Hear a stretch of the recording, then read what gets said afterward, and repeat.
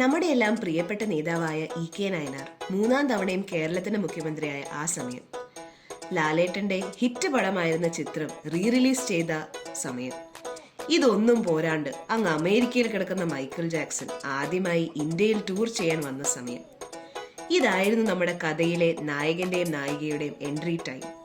ഇത് ഇവരുടെ കഥയാണ്, ജോസഫിന്റെയും റിറ്റിയുടെയും.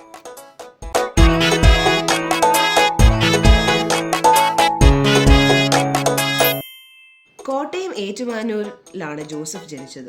ഏതാണ്ട് അതേ സമയം തന്നെ കേരളത്തിന്റെ മറ്റേ അറ്റമായ കോഴിക്കോട് ബേബി മെമ്മോറിയൽ ഹോസ്പിറ്റലായിരുന്നു റിറ്റിയുടെ ജനനം.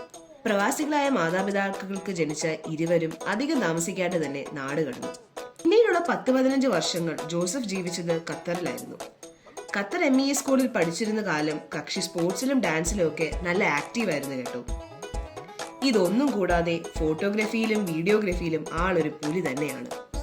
തന്റെ ജീവിതത്തിന്റെ ആദ്യ കുറച്ചു നാൾ സൗദിയിൽ ജീവിച്ചിരുന്ന റിറ്റി ഏതാണ്ട് 5-6 വയസ്സായപ്പോൾ ചേച്ചിയുടെ പഠനത്തിന് വേണ്ടി അമ്മയോടൊപ്പം തിരിച്ച് നാട്ടിലെത്തി.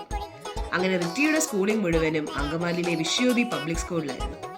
ഡാൻസിലും ഓട്ടത്തിലും ഒക്കെ സ്കൂളിന്റെ താരമായിരുന്നു റിറ്റി. വിശ്വജ്യോതി പബ്ലിക് സ്കൂളിന് ഇവരുടെ ജീവിതത്തിൽ ഒരു പ്രത്യേക പ്രാധാന്യമുണ്ട്. 11ാം ക്ലാസ്സിൽ സ്കൂളിൽ ന്യൂ അഡ്മിഷൻ ആയി വന്ന ജോസഫിനെ ആദ്യമൊന്നും റിറ്റിക്ക് വലിയ മൈൻഡ് ഇല്ലായിരുന്നു. പയ്യെ അവര് തമ്മിലുള്ള സൗഹൃദം വളർന്നു. കാലങ്ങൾ കടന്നുപോയി. ബാംഗ്ലൂർ ക്രൈസ്റ്റിൽ നിന്ന് ജോസഫ് ഒരു മെക്കാനിക്കൽ എഞ്ചിനീയറായി പാസ് ഔട്ട് ആയപ്പോൾ കോട്ടയം സെന്റ് ഗീറ്റ്സ് കോളേജിൽ നിന്ന് റിറ്റി ഒരു കമ്പ്യൂട്ടർ എഞ്ചിനീയറായി ഗ്രാജുവേറ്റ് ചെയ്തു. ജോലിയിൽ പ്രവേശിച്ച ഉടനെ തന്നെ ലോകം മുഴുവനെയും സ്തംഭിപ്പിച്ച കൊറോണ വൈറസിന്റെ എഫക്റ്റ് ആയ വർക്ക് ഫ്രം ഹോം ഇവരെയും പിടിപെട്ടു. രാവിലെ തൊട്ട് വൈകിട്ട് വരെ തന്റെ റൂമിലിരുന്നു സൂം മീറ്റിംഗ്സിൽ മാത്രം ആൾക്കാരെ കണ്ടുകൊണ്ടിരുന്നു. ആ സമയത്ത് അവര് തമ്മിലുള്ള ഫ്രണ്ട്ഷിപ്പ് പയ്യെ ഒരു കുഞ്ഞിഷ്ടമായി മാറി. ഉപരിപഠനത്തിന് താല്പര്യമുണ്ടായിരുന്ന 2 പേർക്കും വളരെ യാദൃശികമായി ഓസ്ട്രേലിയ ക്വീൻസ്ലാൻഡ് യൂണിവേഴ്സിറ്റിയിൽ അഡ്മിഷൻ കിട്ടി. ഏതാണ്ട് അതേ സമയം തന്നെ ഇരുവരും വിവാഹിതരാകാൻ തീരുമാനിച്ചു.